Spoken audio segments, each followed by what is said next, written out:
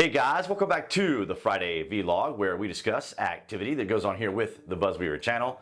That includes things like current events, headlines that are in the news, pop culture, social media, technology, and just items of interest that come up during the week that allow us to have a little bit of a dialogue. If this is your first time here or you are a returning visitor, I want to thank all you guys for your continued participation here on the channel.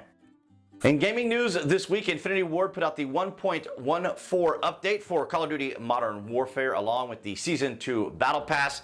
Quite an extensive amount of content. It was 67.91 gigs on the download for it, which took about half an hour. But nonetheless, guys, if you want all the details and information, I got a video up here for you that came out on Wednesday as of this recording for you guys to check out.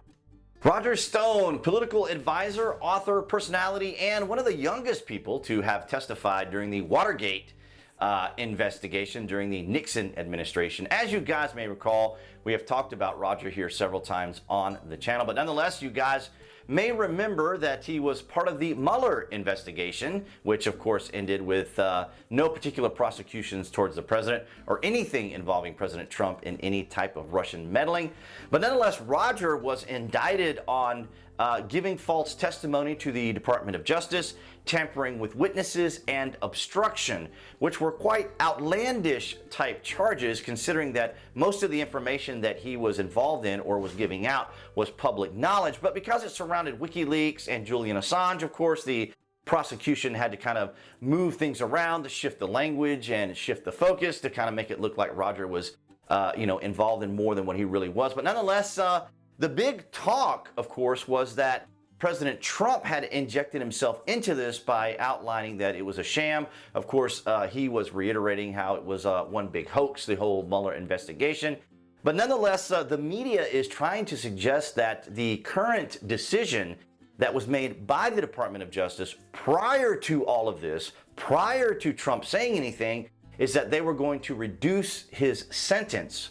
So we don't know what they're going to reduce it to or what they may even change it to. Now, that in itself is quite unique. It typically doesn't happen. But what the media is trying to spin here is that they think that President Trump may have interfered with or affected the decision by the Department of Justice, which he didn't, because Fox News specifically said that the Department of Justice had reached this decision prior to President Trump even being informed about what the sentencing was going to be. So what we have here, of course, is an additional sensationalization from the media to suggest that Trump was involved in trying to make these changes, and of course the additional headline to all this. And it's interesting because from this one article that I'm going to source for you down here in the published section, it has changed 3 different times since this recording. So essentially what has happened is many of the prosecutors have resigned from the case or have removed their names from the briefings as a result of this quite unorthodox move by the Department of Justice. Very uncommon for them to do this, but nonetheless, of course, the media wants to focus on Trump having somehow affected this outcome, which he hadn't. He did talk about potentially pardoning Roger Stone, which he as the president can do. So it's going to be interesting as we follow this to see how the media is going to spin it. But most of the articles I have read, they tried to suggest that President Trump somehow affected it. But the reality is that I wanted to share with you was the Department of Justice had reached this decision before they actually approached Trump, or the media had approached Trump, and before even he had tweeted about this particular incident. But as I said, I will leave you guys links below this video so you guys can check out the additional information. Jussie Smollett is back in the news. The former Empire actor, an individual that we have talked about here on the channel before. You guys may recall that he was said that he was attacked by 2 men in Chicago in the early morning hours.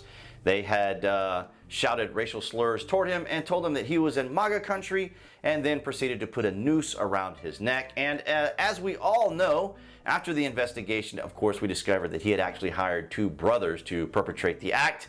After all the evidence and after all the information, Chicago was able to come to a very quick conclusion that Jussie had made up this whole entire story. And now he is facing 6 counts of giving false testimony about that incident. And as you guys may also recall, Chicago was pursuing him in that they had used all these resources and spent all this money to investigate it, only to discover, of course, that Jussie had made all this up in an attempt to appear to be a victim and maybe get even more pay from the Empire Studios or from the Empire show. So nonetheless, we do have some additional information on Jussie Smollett. He will be appearing in court later this month, February the 24th.